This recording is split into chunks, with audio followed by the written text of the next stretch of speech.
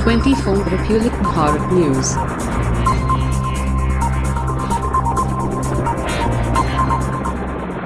आज हम सभी के बीच में है राष्ट्रीय जनता दल की प्रदेश उपाध्यक्ष मंजू सिंह जी। सबसे पहले तो मैडम आपको बहुत बहुत शुभकामनाएं 24republicbharat.com की ओर से प्रदेश उपाध्यक्ष बनने पर। अब आपकी जिम्मेदारी जैसे कि बढ़ गई है, तो 2020 में विधानसभा का चुनाव होना है, तो आपकी प्राथमिकताओं में क्या रहेगा? जैसे कि हमारी पार्टी राजद जो है हमेशा गरीबों की लड़ाई लड़ती है। लालू जी का अपना एक मापदंड तय किया हुआ है कि जो सबसे पिछड़ा है, जहाँ कोई नहीं पहुँचता है, वहाँ हम लोग पहुँच के काम करते हैं। और तेजस्वी जी जब से आए हैं तो एक अलग सा युवाओं का पूरा टीम लेके और सबको साथ लेके चल रहे A to Z की पार्टी बना के। तो हमारी प्राथमिकता यही है कि जो मेरी पार्टी का लाइन है वो मैं आगे तक लेके जाऊं, उस हिसाब से काम करूं। और बहुत सारा काम हमने किया भी है। अभी आपको प्रदेश की जिम्मेदारी दी गई है, लेकिन सबसे ज़्यादा चुनौती रहेगा आपका वैशाली में जो आपका 8 विधानसभा है जी। लोग जो है इतने हमसे जुड़ चुके हैं, हमारे कामों से जुड़ चुके हैं कि जो लोग, आपको बता दूं कि सिलीगुड़ी में वैशाली के काफ़ी लोग फंसे हुए थे, उन लोगों ने मुझे कांटेक्ट किया। तमिलनाडु में थे, उन लोगों ने मुझे कांटेक्ट किया। हरियाणा में लोग हैं, उन्होंने कांटेक्ट किया।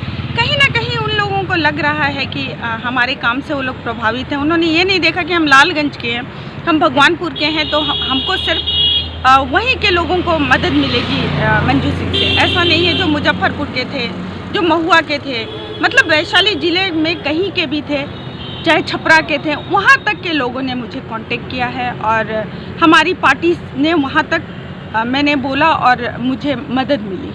जिस तरह से 4-5 सालों से आपकी राजनीतिक एक्टिविटी यहाँ पर देखी जा रही है, वैसे में काफ़ी कयास लगाए जा रहे हैं कि आपको लालगंज विधानसभा से उम्मीदवार भी बनाया जा सकता है। जी, जिस तरह प्रदेश उपाध्यक्ष जो है वो पार्टी ने मुझे जिम्मेदारी सौंपी है, कहीं ना कहीं पार्टी को मेरे काम पे भरोसा है। और मैं भी उम्मीद करती हूँ कि पार्टी इस तरह का डिसीजन लेगी।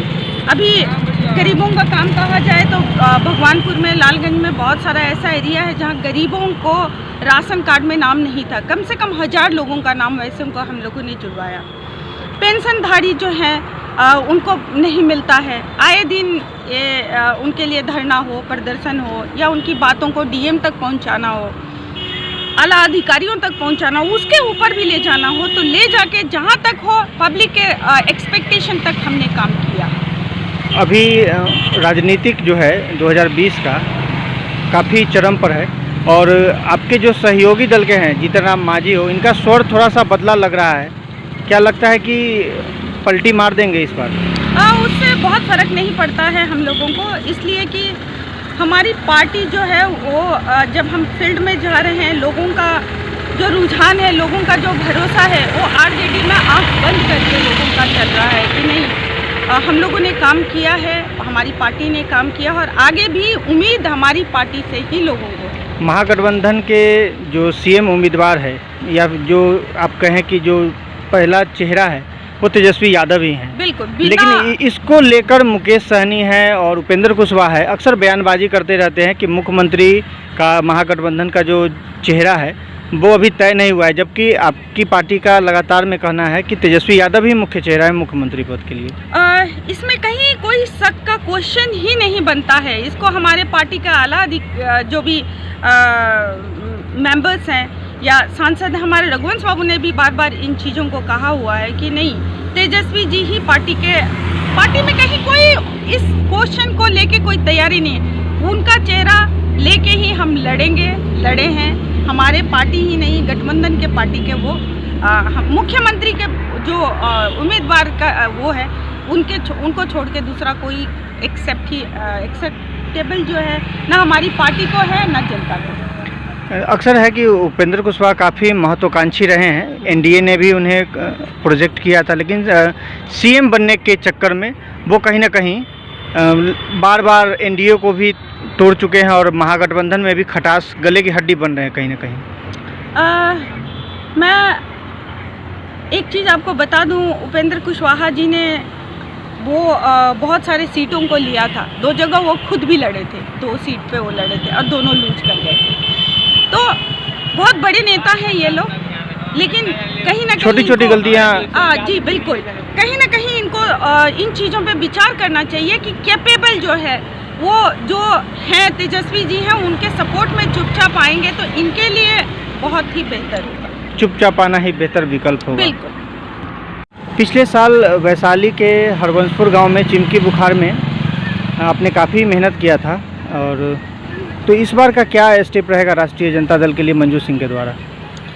पिछले बार तो मैं खुद बीमार हो गई थी। महीने दिन में मुझे पता नहीं चला मैं कब सोई हूँ, क्योंकि रात को 11 बजे 1 बजे लोग फ़ोन करते थे, बच्चा सीरियस है, हॉस्पिटल में आदमी नहीं है या एम्बुलेंस पे ड्राइवर नहीं है। तो पूरे रात दिन हमने एक कर दिया और बहुत अच्छा रिजल्ट आया कि हमने वहाँ पे रोक लिया। इस बार भी हमें डर था, और ये जो आपका लॉकडाउन चला इसमें भी लोगों के कांटेक्ट में हम दिन रात रहे हैं। एक दिन बाद जाके उनके साथ में हमने मीटिंग भी किया, उनको समझाया बच्चों को ऐसे रखिएगा कि ये रिपीट ना हो, और इस पर बीडीओ, थाना प्रभारी, सीओ सब लोग गए, मीटिंग हुआ। पानी की व्यवस्था की, वो अभी भी प्रॉब्लम इशू जो है उनकी सॉर्ट आउट पूरी तरह नहीं हुई है, इसके लिए हमने डीएम को भी कांटेक्ट किया, और पानी अगर नहीं वहाँ ठीक हुआ तो फिर हम इसके लिए रोड पे उतरेंगे। ये सारी चीज़ों को हमने उनके सामने रखा, उन्होंने अश्योर किया है कि प्रॉब्लम सॉर्ट आउट होगी, और हम बहुत अभी भी वहीं जा रहे हैं आपके बाद में। उन लोगों से आए दिन हम अवेयर कर रहे हैं कि इन चीज़ों को करिएगा तो बच्चे जो हैं वो सेफ रहेंगे और ये रिपीट नहीं होगा। और पिछले बार जो है बहुत दुखद है, हमें थोड़ा सा लेट मिला इन्फॉर्मेशन, अदरवाइज़ ये कंडीशन हम नहीं आने देते। सरकार अगर थोड़ा सा अवेयर हो जाए तो ये नहीं हो सकता है। सरकार कहीं ना कहीं जो लैप्सेस है वो सरकारी तरफ से बहुत ज़्यादा है। अगर हॉस्पिटल में भी कोई जाता है बहुत ज़्यादा अटेंशन उनको नहीं मिलता है जब तक कि कोई उनकी सिफारिश नहीं। आखिर क्यों इस तरह का है? आप उस काम के लिए, हॉस्पिटल उसके लिए है, डॉक्टर उसके लिए, किसी की सिफारिश की क्या जरूरत है? मरीज आया है, आप उसको वीआईपी है वो आपके लिए। स्वास्थ्य विभाग मंगल पांडे जी के पास है भाजपा से, आप लोग सवाल भाजपा के मंत्रियों से क्यों नहीं करते? बिल्कुल मेरा सवाल है, मैं आपके थ्रू उनसे क्वेश्चन पूछती हूँ कि वो क्रिकेट में इंटरेस्टेड हैं तो क्रिकेट का डिपार्टमेंट संभाले, खेल वाला जो डिपार्टमेंट है उसका मंत्री उनको होना चाहिए। He is not fit for this health department. कोई भी हेल्थ डिपार्टमेंट में उनका काम जो है वो कहीं से उसके लायक है ही नहीं। आई डोंट नो उनको क्यों रखा गया है, और इतनी सारी इश्यूज, इतनी सारी प्रॉब्लम के बाद उनको फिर से रखा गया। ये तो बहुत बड़ा अन्याय है जनता के साथ में। ऐसा क्यों कर रही है भाजपा सरकार? अभी भी नहीं सुधर रही है। कितने इंसिडेंट के बाद जो है वो नीतीश जी और भाजपा सरकार की आंखें खुलेगी और वो लोग एक्टिव होंगे।